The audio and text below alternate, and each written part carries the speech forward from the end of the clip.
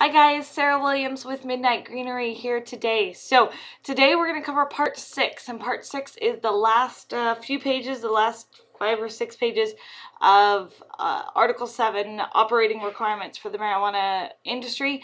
And so this is going to be covering, once again, our public comment period is open right now for set 2 of regulations governing the Alaskan marijuana industry, chapter 306. So what we're going to cover today is I'm going to retouch on a little bit of video surveillance, and then we'll cover kind of the rest of it. So we start on page 7 in the document that's there in the link in the description, and let's get started. So again, we talked yesterday a little bit about video surveillance, and so I did mention 80 terabytes possibly being what you would need to store for storage, and that's possible that I was off on my data quantity. What's important here is I'm wrong. Anything that I say could be wrong.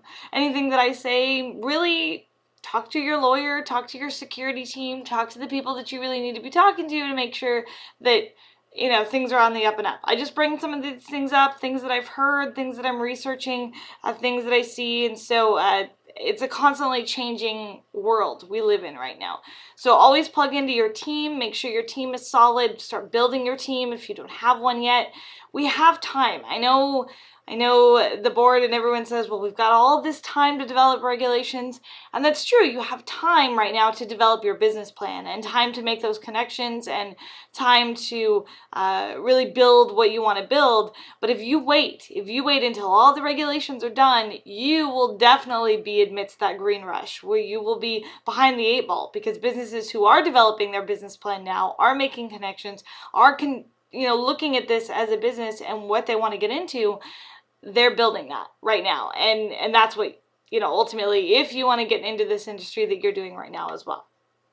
All right, so each surveillance recording must be perceived for a minimum of 40 days. Now here, 40 days, and once again, we talked about the Cole Memorandum requiring that it's a very strictly regulated industry, right? But we also talk about regulating it like alcohol, and as far as we can find, if someone can point it out to me, that would be great. But there's no regulation requiring 40 days of surveillance footage for the alcohol industry. So I'm not sure if the 40 days is a requirement. If so, what will that look like, and how will that implement itself?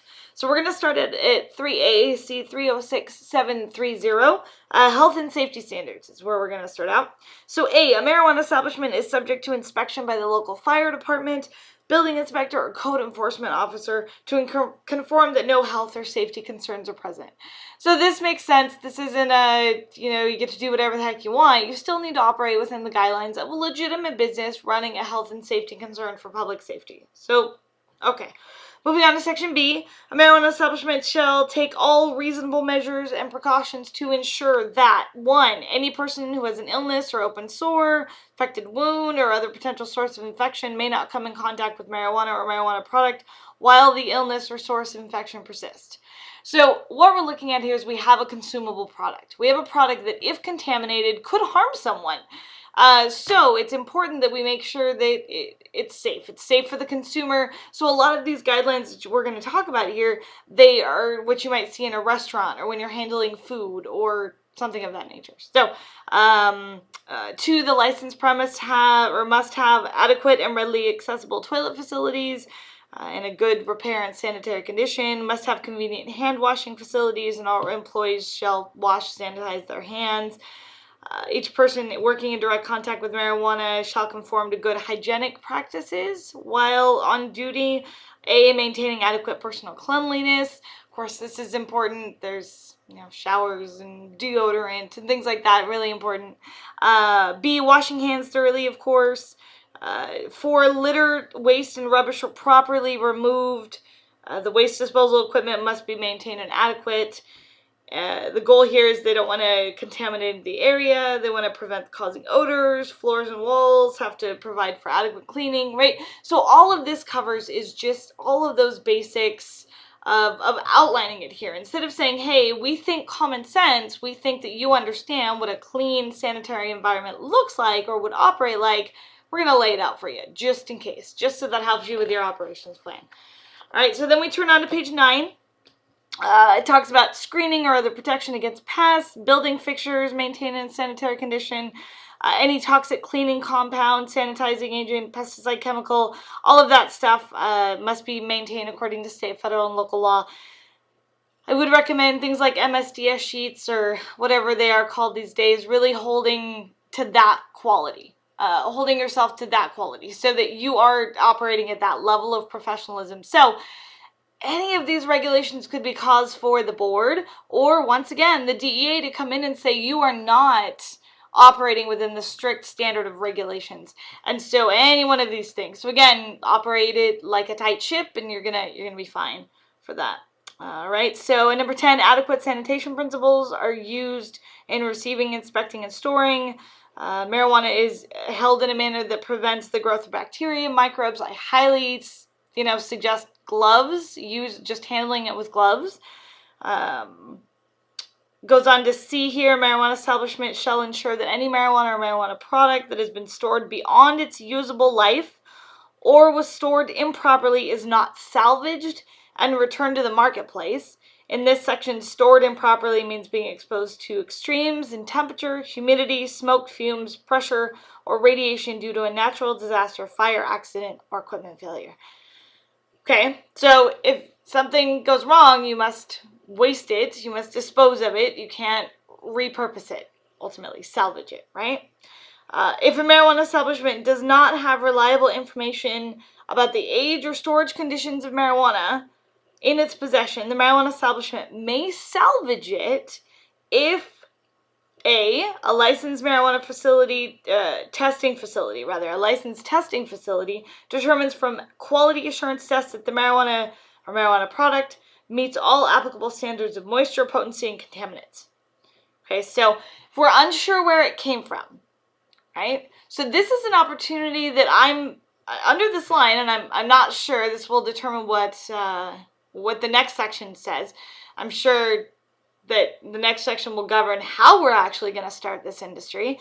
But this section right here says that if I came across marijuana in the black market, if I didn't know its age or storage conditions, because that would be the only way, right? Because typically, if this system is working, then the cultivation facility that the retail store buys from or the production place buys from, they would have to be able to show some sort of inventory tracking in their inventory tracking system. So if they're in compliance, then you can be in compliance, and we won't have to worry about the salvaging aspect.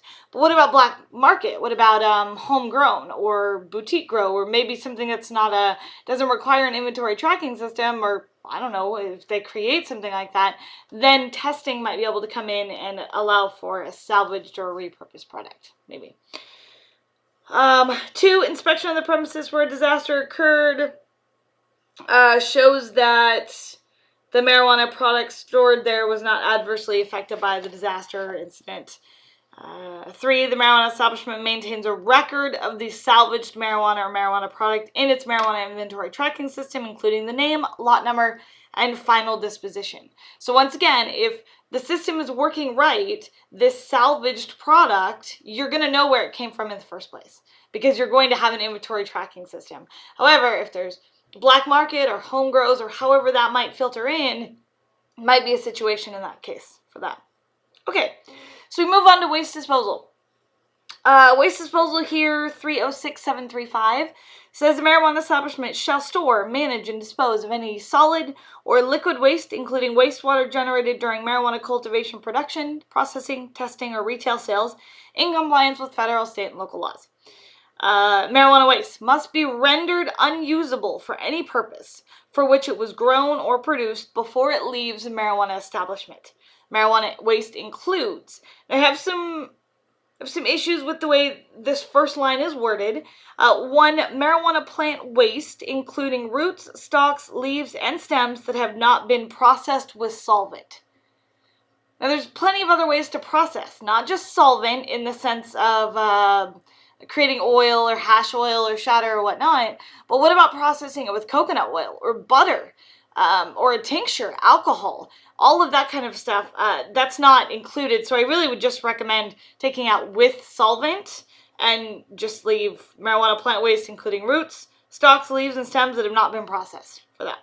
The section, number 2 there says solid marijuana sample plant waste in the possession of a marijuana testing facility.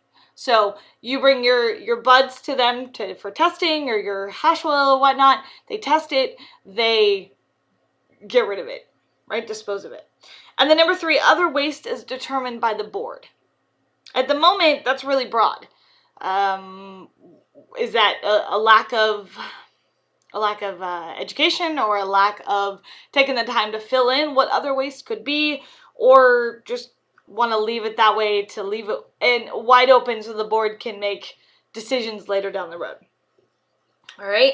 So then we have C, a marijuana establishment must, 1, give the board at least 3 days notice in the marijuana inventory tracking system required under 760 before making the waste unusable and disposing of it. So every time I need to take the trash out, do I have to give 3 days notice in the tracking system before I'm going to deem that this product is unusable and disposing of it? I kind of would like to know why. Why needing to notify the board? The board is 5 people with a director and a couple of employees. But why would the board need to know that I need to dispose of some marijuana plant product in advance, 3 days in advance? I'm not sure I understand why that's necessary at this point. So 2, keep a record of the final destination of marijuana waste made unusable. So just keep track of it. I'm sure that'll be in the inventory tracking system, of course.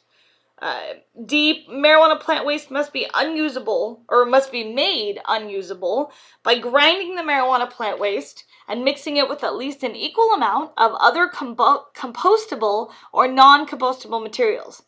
A marijuana establishment may use other methods to make marijuana waste unusable if the board approves the method in advance. Material that may be mixed with the marijuana waste includes, it goes into talking about the difference compostable materials and non-compostable materials. Now, talk about an ancillary business idea. For those of you that are watching that, once again, don't want to be a part of the 4 licenses here, there's going to be a need. What about a business that comes in and processes your waste for you? Maybe you process some of it into compost and you create soil and you sell that back to the industry, or you do the non-compost. Anyway, that's one way that we can, as business owners, that I can go ahead and network out to another company to take care of that for me. Sometimes it's worth paying a fee to not have to do it yourself. So, or not even take care of it inside. So a business that's interested in looking into a niche market and handling this product, this plant waste, you could create systems and really create a situation where you're pretty innovative in that. So this is a really good ancillary business idea right here. All right, so then we move on to 740 certified scales. So a marijuana establishment shall have on its licensed premise at least 1 scale certified in accordance with measurement standards established by the Alaska Weights and Measures Act. The marijuana establishment shall maintain documentation of the scale and, upon request, provide a copy of that to the board or the agent of the board for that. Okay, so that's pretty simple. Need a scale, or 2, or 3, or 4, or 5, or 6, or 7. There's good places in town to get them. Of course, you can also buy them online. 11, so that's page 11. So now we move on to page 12. And page 12 is all about transportation. Where can you take marijuana from, and where can you take it to? What's the situation here? So it's broken down pretty clearly. Number 1 starts with a cultivation facility. So a cultivation facility can transport to a broker, to a producer, to a testing facility, to a retail, and to another cultivator. Right, so a cultivation facility can cultivate to 5 different places, or transport to 5 different places. Again, a broker, a production facility, a testing facility, a retail, and a cultivation facility. Right. So then we look at the broker. The broker can transport to and from their own storage area to a producer, to a tester, and to a retail facility.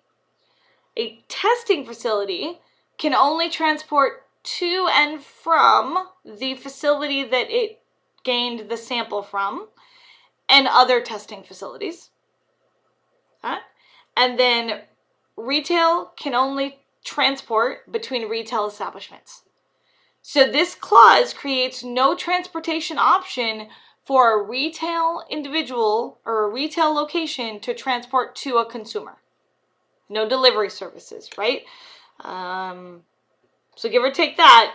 Not sure how the world feels on that, but that's what this clause right here says, is that there is no situation where a transport from the retail location to a consumer is going to be okay for that. All right, so then we move on to page 12, or the bottom of page 12 there, talks about marijuana establishment from which a shipment originates is responsible for preparing, packaging, securing the product during shipment, for recording the transfer in the inventory tracking system. Of course, whoever transports it must have a transport manifest with them. They also must have a marijuana handler's permit as well. Okay. The things that they want to track are something that where it originates, the transport will do this tracking, shall use the system to record the type, the amount, and weight of marijuana or marijuana product being transported, the name of the transporter, the time of departure and expected delivery, the make and model and license plate of the transporting vehicle. A completed printed transport form will be required by the board, and you'll need to carry that with you and with the product at that time. So transport, here's this next section. This next section is either going to be an ancillary business, such as Valkyrie Security, or an additional cost to doing business, if gone through in its current state. D, during transport, any marijuana or marijuana product must be in a sealed package for container or sealed package or container in a locked safe and secure storage compartment that is fastened to the inside compartment of the vehicle transporting the marijuana or the marijuana product. The sealed package may not be opened during transport. Any vehicle transporting marijuana or marijuana product must travel directly from the shipping marijuana establishment to the receiving marijuana establishment and must not make any unnecessary stops in between except to deliver or pick up marijuana or marijuana product at other licensed marijuana establishment. So again, Midnight Greenery partners with Valkyrie. Valkyrie does intend to transport, so they're creating all of that infrastructure already, and I'm sure will be creating it within the regs to be able to operate accordingly. Otherwise, you will have to create a delivery van, if you will, that conforms to these requirements, which will be another cost of doing business for that. All right, E, when a marijuana establishment receives marijuana or marijuana product transported in compliance with this section, the receiver of the shipment shall use the marijuana inventory tracking system to report the type, amount, and weight received. The licensed recipient shall refuse to accept any shipment that does not have a transport manifest. Okay. F, a marijuana establishment must keep records of all marijuana and marijuana products shipped for a minimum of 3 years. Shipped and received for a minimum of 3 years. Okay. There's some, how do you feel about that? Do you think those are fair transport guidelines? Do you think they should be stricter, less strict? What are your thoughts? Go ahead and weigh in below on that one. So we move on to 3. We move on to 3 AAC 306750, top of page 14. This talks about insurance. A marijuana establishment shall at all times maintain commercial general liability insurance coverage and, if necessary, commercial umbrella and excess insurance to protect any consumer from bodily injury and property damage arising from activities of the marijuana establishment, including any negligent or intentional act of omission of its license, agent, or employee. Okay, so here it says that you must provide an aggregate coverage of not less than $1 million. Midnight Greenery partners with Jason Sprecher at Integra Insurance here in the Valley. And Jason's been great at being able to really delve into what insurance companies will cover a cannabis business. There's not a lot. out there. So find your insurance guy now. Again, don't wait until everything's come out and you're taking your time. If you want to do this, find out now and start your research now. So I do recommend Jason. He's been pretty awesome to work with for us. But any insurance agent that really understands that it's going to take a different type of an insurance agent to go talk to these companies about cannabis. It's not going to be the same for them.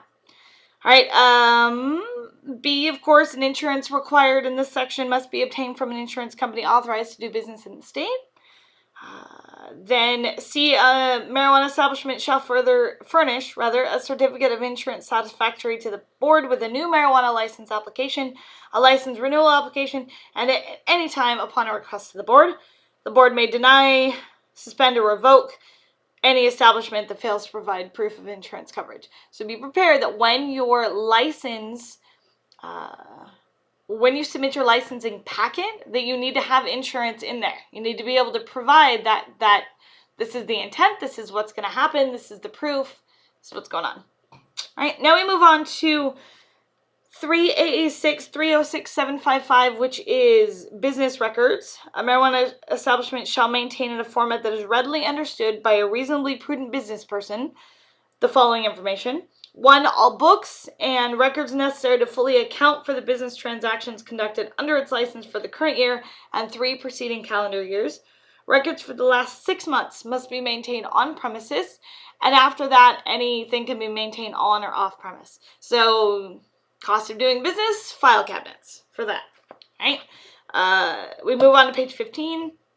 You'll also need to keep track of current employee list and their marijuana handler permit numbers.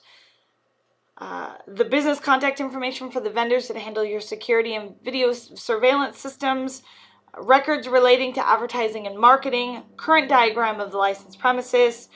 A log recording the name, date, and time of entry of each visitor permitted to the restricted access area, all records normally retained for tax purposes, and accurate and comprehensive inventory tracking records that account for all marijuana inventory activity from seed or immature plant stage until the retail marijuana or retail marijuana product is sold to a consumer, to another marijuana establishment, or destroyed.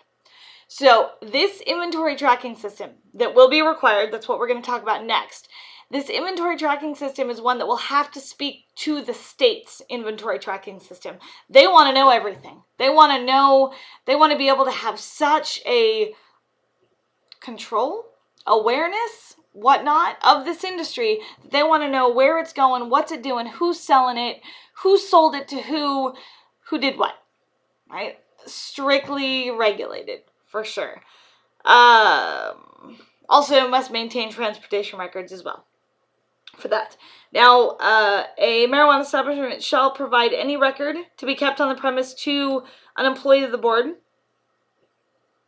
And then any record that was kept off premise must be provided within 3 business days after a request for that.